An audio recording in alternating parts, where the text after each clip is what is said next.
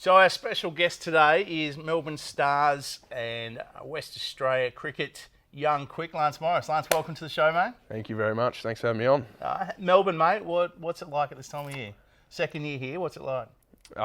It's very different to Perth, I'll put it that way. It's there's actually a nightlife after. There's actually a nightlife That's after the 8 most o'clock. important thing. Yeah, exactly. You can go out and get a feed past 8:30 and go and sit down and have a pint wherever you want. It's it's definitely different. Put it that way. Where have the Stars got you staying, mate? I'm up on Chapel Street, so right in the mixer. Not the worst spot. Yeah, there's a few temptations around. Put it that way. Now, mate, you got to the Stars in a rush last year. How did it all happen? Take us through it. So basically, I wasn't part of any Scorchers academy setup or anything like that, and I went in for an Australian middle practice. I think it was before they played the Indians at Optus Stadium, and I was just bowling out in the middle, and David Saker saw me bowl a few balls and just said, are you on any books for Big Bash? I said, no. He's like, all right, well, I'm going to make a few calls and hopefully be over east in the next few days. And sure enough, a couple of days later, I was driving into Optus Stadium to go watch a test, and I got the call.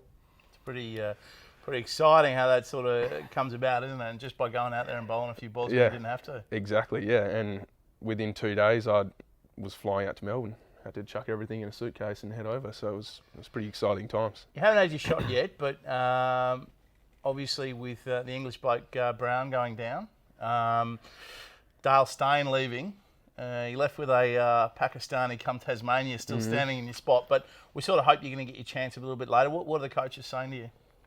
They definitely have me on standby, and they're very reassuring that they're going to give me a crack at some stage. So they're happy with how I'm going and how it's coming out in the net. So I feel good. So whenever it comes, it comes. Yeah, mate, it'll be exciting. Yeah. What do you do? For those of you who don't know, Lance, what do you do? Tell us what you do. I'm a pace bowler, so I just try and bowl as quick as I can. Who knows where it goes? But At least you admit it. exactly. And Lance just telling us off air that, hey, they haven't had the speed gun out at training yet, but I just said, if you're going to get the call up, mate, it's going to be on national television, the speed gun. So you've got the nickname, which I know you don't like, but you've got the nickname, the Wild Thing. And it's obviously, it's come from Sean Tate. Yep. Not directly from Sean Tate, but happen to know the whacker is throwing it around a fair bit. Yeah. In fact, the general manager just refers to you as Wild Thing. That's just it. Yeah, I know I'm in trouble when they just say Lance. That's it. Lance, get here. So that sort of started around the Scarborough and district cricket traps and slowly made its way into the whacker. And the more you fight it, the more it sticks. So that's where I made my mistake. You obviously fought it a few Yeah, exactly. So you're just going to let it roll with it. I'll have to roll with it. You've got some pretty big names at the Stars in Maxwell. Stoinis, obviously, you'll know well. Dale Steyn, obviously he's gone now. But who's the best? Who's the one you've learnt most off from being around the traps? I'd have to say Coulter-Nile was probably a mentor for me. He'll come up to me while we're bowling in a net and just say, "What are you doing? What are you trying to get out of this?" And he's always there, and I think that's helped a lot with my cricket. Probably a certain level of comfort given you're a teammate over in Westwood as well. Exactly. That's what made the transition over here so easy with the Stoinis last year, and then obviously this year we got Coulter-Nile and Hilton Cartwright and a few other WA guys. So it's been really good. Did that make your decision to come back to the Stars a lot easier, having those WA boys, or knowing those WA boys were going to be here as well?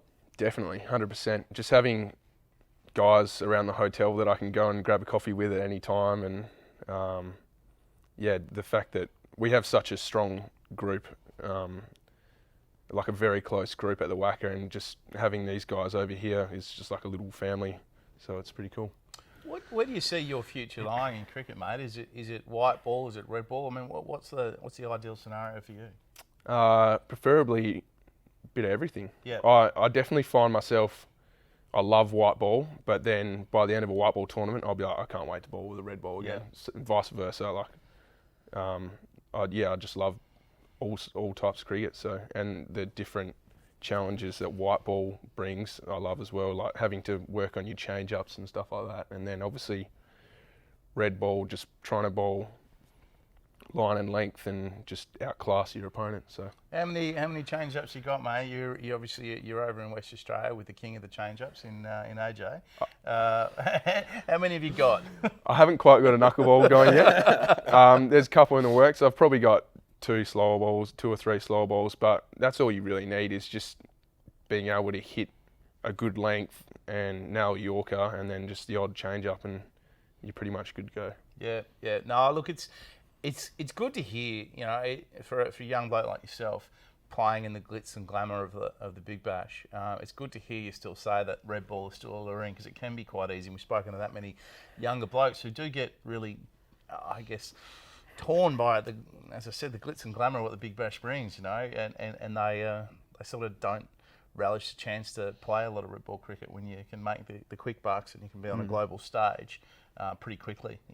Red ball cricket, you got to do your time, don't you? Yeah, and I think if you look at it, a lot of guys are saving that white ball stuff towards the end of their career. Like, you can always go back to that because it's obviously a lot easier on your body. And yeah.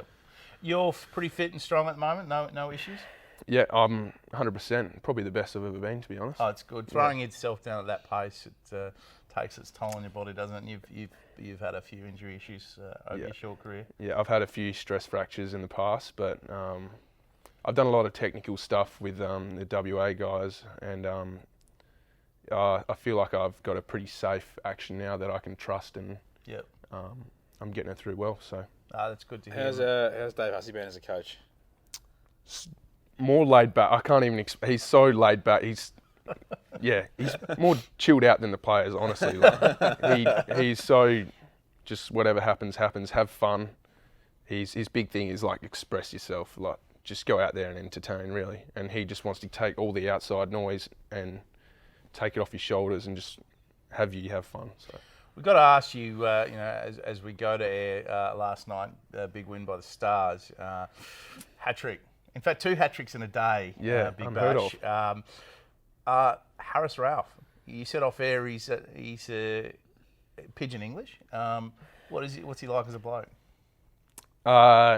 He's interesting. He's very broken English, but he seems to get around the guys a lot. So bowl gas. He doesn't mind looking at his own replays. I showed him on camera a few times, and they were obviously replaying the hat trick on the screen. And every time he was sort of one of these, and pretty happy with himself. I think he's been spending a bit of time in front of the mirror at the hotel, nailing those. On that note, mate, something we ask everyone who comes on the show. You got teammates at the Wacky, you got teammates at the Stars. Who's the most different cat rolling around there? And I know a couple of these boys, so there are a few to choose from. But shoot, mate, who's the most different one you got? Honestly, I'd have to say it's probably Seb Gotch. He's just he wears short sleeves just to get the camera on him, like just to be different. That's what he is. Like, most people, it's like just about dry reach watching a keeper with a short sleeve. But he almost wore a floppy and short sleeve in the Big Bash last year. He's about to walk out and he's like, should I? And we're like, no. Seb Gotch, bit of me time. Lance, good to have you on the show, mate. Thank you for coming on. Good luck with the rest of the season, mate. We hope to see you out there pretty shortly. Cheers. Thank you very much. Thanks, mate.